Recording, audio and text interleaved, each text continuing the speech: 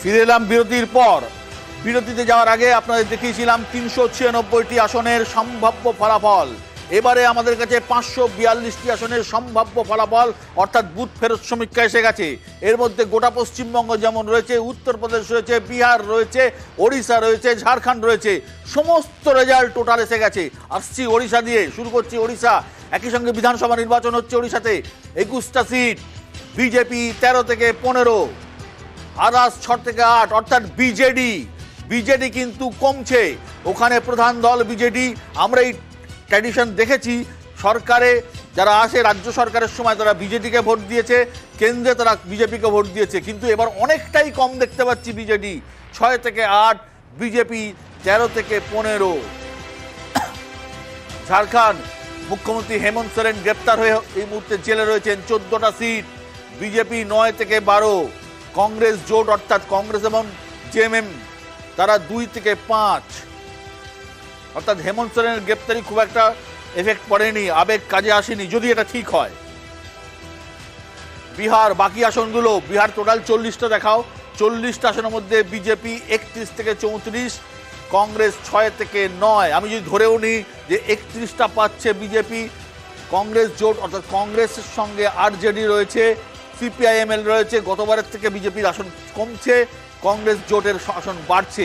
যদিও বিশেষজ্ঞরা মনে করছেন এর থেকে অনেক বেশি আসন কংগ্রেস জোট পাবে, অর্থাৎ কংগ্রেস, আরজেডি এবং অন্যরা পাবেন। এখানে নীতিশ কুমারের সিট অনেক কমবে বলে বিশেষজ্ঞরা মনে করছেন। ভারতবর্ষের সব থেকে বড় রাজ্য উত্তরপ্রদেশ, ৮০টি রাজ্যের আসন, ৮০টি আসনের উত্তরপ্রদেশে বিজেপি ৬৮ থেকে ৭১, গতবার ৬৩টা আসন পেয়েছিল, ৬৪টা আসন পেয়েছিল গতবার। এবারে তারা ৬৮ থেকে ৭১টি আসন পেতে পারে, সব থেকে খারাপ হলেও ৬৮। বুথ ফেরত সমীক্ষা বলছে কংগ্রেস পেতে পারে ৯, কংগ্রেস জোট অর্থাৎ কংগ্রেস এবং এসপির জোট ৯ থেকে ১২। আদার্স অর্থাৎ মায়াবতী কোনো সিট পাচ্ছেন না, এটা একটু আশ্চর্যের। মায়াবতীর কিন্তু গোটা উত্তরপ্রদেশে প্রায় ১৮ থেকে ২০% দলিত ভোট ছিল, তাহলে মায়াবতী কিন্তু কোনো সিট পাচ্ছেন না। অর্থাৎ মায়াবতীর যে ভোট সেটা কোথায় শিফট হলো আমার জানা নেই, কিন্তু কংগ্রেস এবং এসপি কিন্তু ৯ থেকে ১২টা সিট পাচ্ছে। এখানে কিন্তু দেখা যাচ্ছে যে বিজেপির থেকে কিন্তু আসন খুব একটা কমছে না, কিন্তু শরিক দলগুলো কি অবস্থা সেগুলো ব্রেকআপটা এখন আমাদের কাছে আসেনি। ৯ থেকে ১২-র মধ্যে এই যে জোটটা রয়েছে কংগ্রেস এবং এসপি, এর মধ্যে কংগ্রেসকে কিন্তু দেয়া হচ্ছে ৩ থেকে ৬। আমার এখানে একটু খটকা আছে, সন্দেহ আছে, তার কারণ ৩ থেকে ৬ যে আসন বলা হচ্ছে, আগেরবার একমাত্র কংগ্রেস জিতেছিল রায়বরেলিতে, রায়বরেলি আমেঠি হাতছাড়া হয়েছিল, রাহুল গান্ধী হেরে গিয়েছিলেন। এবারে যদি জোটটা ঠিকঠাক হয়ে থাকে, অর্থাৎ এসপির ভোট যদি ঠিকঠাক শিফট হয়ে থাকে কংগ্রেসে, এবং মাইনরিটির ভোট যদি কংগ্রেস এবং এসপি পেলে থাকে, সেক্ষেত্রে কিন্তু এটা পসিবল, সম্ভব হতে পারে। অর্থাৎ কংগ্রেস কিন্তু ৩টে জায়গা ৬ থেকে ৯ তারা কিন্তু গেইন করছে, কংগ্রেস যদি এটা ধরে রাখতে পারে। অর্থাৎ বহুজন সমাজপাতির যে আসন, সেই আসনগুলো কোন দিকে গেল? তারা কি এসপির দিকে গেল, তারা কি বিজেপির দিকে গেল, নাকি তারা কংগ্রেসের দিকে গেল? এটা সব থেকে জানার বিষয়, কারণ বিএসপির পার্সেন্টেজ অফ ভোট কিন্তু অনেক ছিল। উত্তরপ্রদেশ, পশ্চিমবঙ্গ আসবো, পশ্চিমবঙ্গের বাদবাকি সিটগুলোতে আসবো, আমি অতিথি থেকে আসবো। সুমন, উত্তরপ্রদেশ এবং বিহার। দেখ, আমার নাম একটু অবাক লাগছে। উত্তরপ্রদেশ, যেটা ভারতবর্ষের সবচেয়ে বড় রাজ্য, সেখানে 2014 বিজেপি সবচেয়ে ভালো ফলাফল করেছিল, ৭৫টা পেয়েছিল। তো এবারে রাম মন্দির প্রতিষ্ঠার পর বিজেপির যদি আসন কমে, তাহলে বিজেপি সেটা ৬৮-তে থামতে পারে না, আরও ডিটোরিয়েট করবে। অর্থাৎ ডিটোরিয়েশনের একটা ট্রেন্ড থাকে, সেটা কখনো, যেমন মহারাষ্ট্রের ক্ষেত্রে মাত্র বিজেপি 11টা লুজ করবে, এটা হতে পারে না, আরও বেশি লস করবে। ঠিক তেমনই বিহারে যদি বিজেপি লস করে, বিজেপি মানে ওভারঅল এনডিএ, সেটা ৬ থেকে ৯-এর লসে থামতে পারে না, কারণ ওখানে নীতিশের কাছেই ১৭ জন এমপি ছিল। নীতিশের ১৭ জন এমপি, তাহলে আমরা ধরে নিতে হবে এই ফিগার যদি মানতে হয়, তাহলে নীতিশ অন্তত ১২ জনকে জিতিয়ে আনছে, which is next to impossible. আমার যেটা মনে হয়, আমি বিহার গেছি, একাধিকবার বিহারে গেছি, আমার নিজের ব্যক্তিগতভাবে মনে হয় একার ক্ষমতায় নীতিশ যদি লড়ে, ৩টে সিট যেটা ক্ষমতা নীতিশ কুমারের নিজের নেই। বিহারে নীতিশের পক্ষে 17টা আসন ধরে রাখাটা যতটা কঠিন, আমি বলছি তো মানে একটা অদ্ভুত ডিসক্রিপেন্সি আছে। ঝাড়খণ্ডে যখন ঢোকা হচ্ছে দেখা যাচ্ছে ঝাড়খণ্ডে 5টা আসন অপোজিশন ম্যাক্সিমাম পেতে পারে। তার মানে ধরে নিতে হবে যে হেমন্ত সোরেনের অ্যারেস্টে কোনো এফেক্ট পড়েছে। 2 থেকে 5, তাও 5 বলছে না, 2 থেকে 5। আমি যদি 2 বা 5 যাই ধরি, গতবার আমাদের মাথায় রাখতে হবে ওখানে মাত্র কংগ্রেসের কাছে একটা আসন ছিল, আর কারো কাছে কোনো আসনও ছিল না। এবং কংগ্রেসের যিনি এমপি ছিলেন সেই মধুকরার স্ত্রী, তিনিও বিজেপিতে জয়েন করেছেন। তাহলে কংগ্রেস ওখানে 0 হওয়ার কথা। কংগ্রেসের যদি ট্রেন্ড 5-এ হয় তাহলে ওটা ওখানে থামতে পারে না। অঙ্কের একটা নিয়ম আছে, সেটা কোনোভাবেই এক্সিট পোল সেটাকে শো করছে না। শিবাজিদা, একদমই যেটার কথা সুমন বলল সেটা আমি একদম একমত, যে অঙ্কটা এভাবে হয় না। যেমন আগের বারেও আমি বলেছিলাম যে 221 যখন এই নিয়ে যখন কথা হচ্ছে, 200-র কাছাকাছি গেলে ইট উইল ক্রস 210-15, তার উপরে অনেকখানি একটা লিপ করে। এখানে আমি একটাই খালি কথা বলছি, বিজেপির ক্ষেত্রে এই এন্টায়ার যে জায়গাটা দেখতে পাচ্ছি নীতিশ কুমারের, সেখানে নীতিশ কুমারের ব্যাপারে বিজেপির ভেতরে জেডিইউকে ভোট দেওয়ার ক্ষেত্রে বিজেপির অভ্যন্তরে যে একটা অসন্তোষ আছে, সেখানে বিজেপি জেডিইউকে কতটা ভোট দেবে সে ব্যাপারে যথেষ্ট ডাউট আছে কমিটেড ওয়েতে। এবং যেখানে ভোট পার্সেন্টেজ কম হয়েছে, আমাদের মাথায় রাখতে হবে ইউপি এবং বিহারে অত্যন্ত কম পার্সেন্টেজের ভোট হয়েছে, ওয়েস্ট বেঙ্গলের সঙ্গে কম্পেয়ার করা যায় না। সুতরাং সেই রকম জায়গায় ভোটটা কিন্তু আমাদের মাথায় রাখতে হবে। এবং তার সঙ্গে আরেকটা বক্তব্য সেটা হচ্ছে যে এই উত্তরপ্রদেশের ক্ষেত্রে যে রকম যে জাটব ভোট মানে হচ্ছে মায়াবতীর ভোট, মায়াবতীর যে জাটব ভোটটা সেটা এসপি দিকে যাবে না, কিন্তু সেটা হয় বিজেপিতে যাবে, নয় কংগ্রেসে যাবে। কংগ্রেসে যাবে, কংগ্রেসে গেছেও। দেয়ার আর এভিডেন্সেস যেখানে কংগ্রেসের, আমরা ওখান থেকে যে সমস্ত গ্রাউন্ডে পিকচার এসছে কংগ্রেসের দিকে ভোট গেছে, সেখানে কিন্তু সিটটাই 9 থেকে 11 যেটা দেখানো হচ্ছে, এই জায়গায় কিন্তু থামবে না, 9 থেকে 11 থেকে অনেক বেশি বাড়বে। আমি শিবাজি প্রতিমদার বক্তব্যটাকে একটু এক্সটেন্ড করে বলি। ভারতবর্ষের গণতন্ত্রের একটা ট্রেন্ড আছে। 2019-এ যখন নরেন্দ্র মোদী জিতছিলেন তখন সুইপ করছিলেন, মানে সেখানে 75 হতে পারে কিন্তু ওটা 68 হতে পারে না। ওটা যদি স্কিপ করতে শুরু করে, একবার যদি বিজেপি স্কিট করতে শুরু করে, মহারাষ্ট্রে সেটা 11টা স্কিট করলো, বাকি 10টা আসনে বিজেপি বেঁচে গেল। পশ্চিম প্রান্তে একরকম হবে আর উত্তর ভাগে একরকম হবে। পশ্চিম প্রান্তেও মহারাষ্ট্রে মাত্র 11টা আসনে বিজেপি হারবে, মানে মাত্র 11টা আসনে, মানে আধাআধি হবে না। আধাআধি হওয়াটা হলে একদম পড়লে পুরোটা পড়বে না, এত থাকবে না হলে বিজেপি আরো ভালো। আমার হিসেব হচ্ছে উত্তরপ্রদেশে 74, কেননা আমরা ওখানে যে সোশ্যালাইজেশন মানে সোশ্যাল ইঞ্জিনিয়ারিং যে লেভেলে নিয়ে গেছি। আগে আপনারা জানেন যে ইউপিতে ভোট হতো, মারাত্মক জাতিবাদীর ব্যাপার ছিল, এমনকি এরকমও মানে ভোট ছেড়ে দিন এমনিতেও। কিন্তু যে জিনিসটা বোধহয় আমরা খুব ভুল করছি, যে আমরা মনে করছি যে এই বাংলায় যেরকম সব কিছুর মধ্যেই রাজনীতি যুক্ত এবং যে কোনো পলিটিক্যাল পার্টির সমর্থক সদস্য এরকম একটা ব্যাপার থাকে, সদস্য এবং সমর্থক, সেটা বাকি ইউপিতে কিন্তু সব জায়গাতে আপনারা গিয়েছেন, আপনারা ভালো দেখবেন যে তারা সমর্থক মানে ভোটের সময় ভোট দেয়, কিন্তু তাদের কাছেও এই রাম লহর এবং অযোধ্যায় রাম মন্দিরের প্রতিষ্ঠা, এটা একটা প্রচণ্ড একটা গুরুতর প্রভাব বিস্তার করেছে, এতে কোনো সন্দেহ নেই। আমার যেটা ধারণা যে আপনারা এখানে 71 দেখাচ্ছেন, সেটা অন্তত ইউপিতে আরও 3-4 বেশি হবে, 3 তো বেশি হবেই হবে। আর তিলক তরাজু আর তরবার উনকো মারো জুতা চার বলে শুরু করেছিলেন না মায়াবতী, তার আগে কাশিরাম। তিলক মানে ব্রাহ্মণ, তরাজু মানে হচ্ছে ওই বৈশ্য, এবং তরবার মানে ক্ষত্রিয়।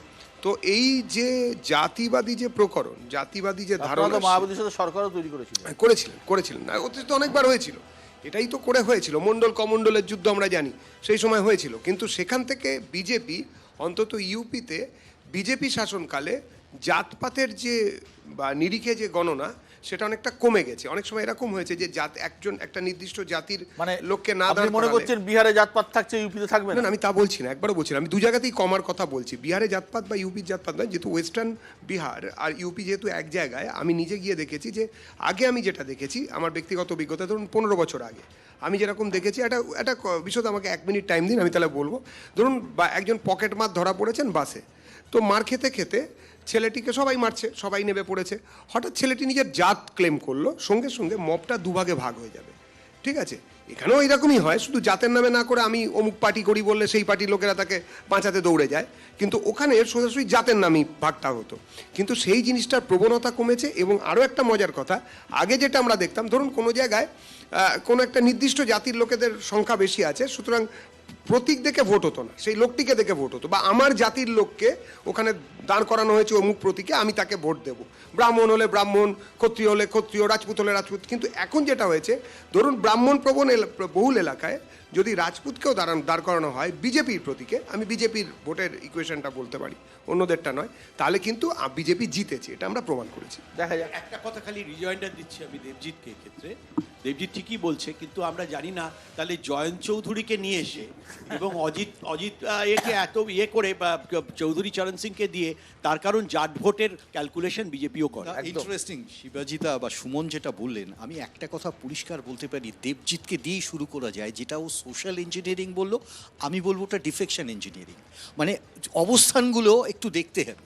আমি বারবার যে প্রসঙ্গটা বলছি যে আজকে এই মুহূর্তে দাঁড়িয়ে জাত পাত এই অঙ্ক বিহার ইউপিতে থাকবে না, এটা অসম্ভব।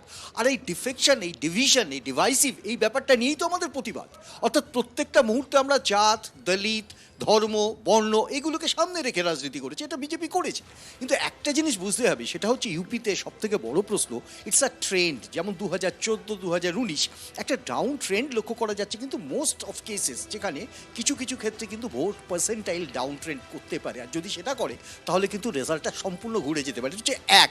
আর এখানে বলে শেষ করতে পারি যে আজকে ঠিক যে জায়গাটাতে দাঁড়িয়ে আপনাদের এই ক্যালকুলেশন যেভাবেই হোক, হয়তো আমরা মানছি কেউ মানছি না, কিন্তু বাস্তব চরিত্র কিন্তু এখানেই যে বিজেপি তার নিজের স্বকীয়তা হারিয়েছে, এটা কিন্তু এই নির্বাচনে বোঝা যাচ্ছে।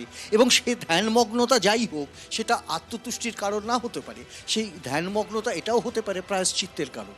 এটা আমার ধারণা।